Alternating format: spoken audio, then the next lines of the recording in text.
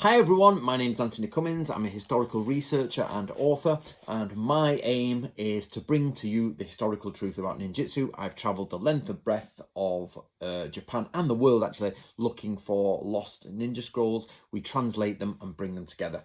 And publish them in English. This is the first video in what will hopefully be over 100 videos, depending on how everybody likes the playlist. And we're working from this book is The Secret Traditions of the Shinobi, Hattori Hanzo's Shinobi Hiden, and Other Ninja Scrolls. The other ninja scrolls here is the key. And we're going to be working from what are called the Yoshimori Hyakushu, which is 100 poems. So basically, Yoshimori's 100 poems, or 100 speeches, sayings. And we're going to be working from page 129. There are, and I'll explain what they are in a minute, but basically they're attributed to a guy called Yoshimori, but they're actually possibly not from him. Now, what we have is they are small waka tanka poetry. So basically in Japan, you've all heard of haiku, yeah? And you've got certain amount of syllables that you have to fit into a haiku. Well, these are the older forms of that. These are the forms before those. And what used to happen is people would sing them, and when you sing them, they are accompanied and they have a very specific meter and rhythm, just like the Iliad in the West and Homer has his meter and rhythm. These have theirs, and they are sung in a specific way. And if we get to the very end of the 100 and you guys are still with me, I'll link a video into the playlist about a lady who's actually brought them back from the dead. And that video is out. It's called Ninja Poems Back to Life, if you can't wait till the end of the playlist. These should all be in a playlist, so you can literally just click the one next to you and off you go. So basically, there was a man in the old days called Minamoto no Yoshitsune.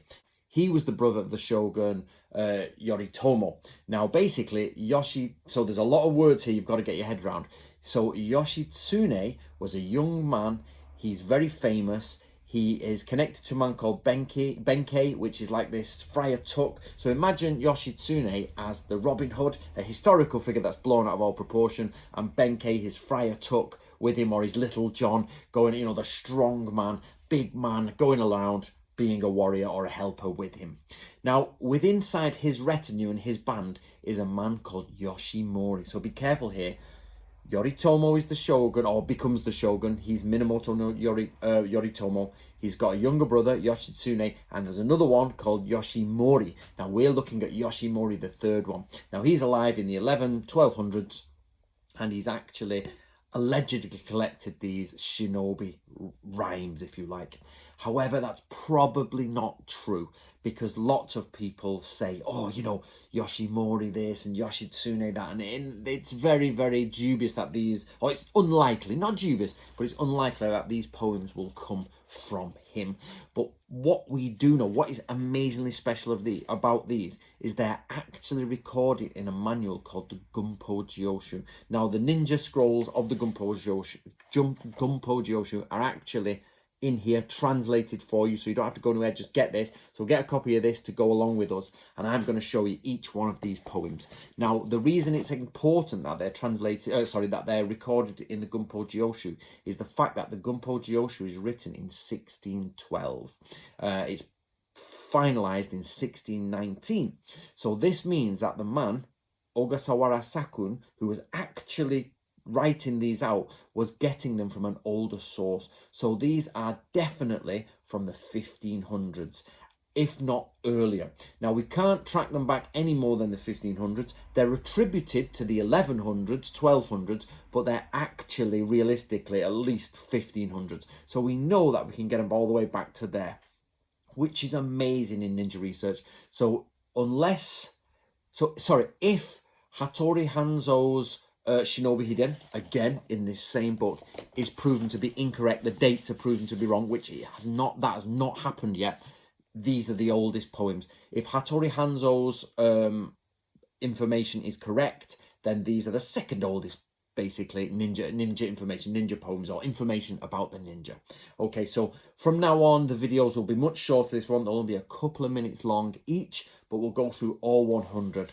Now, I do make it a rule that if we don't get to a certain level, I stop the playlist till it goes up. So do bear with me if you've not had one for a while.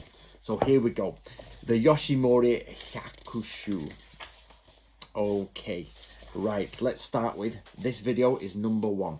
So I love the opening to this. I'm not going to read them in Japanese, but I have had this one checked in Japanese. It's O Ame, which is great rain, great rain.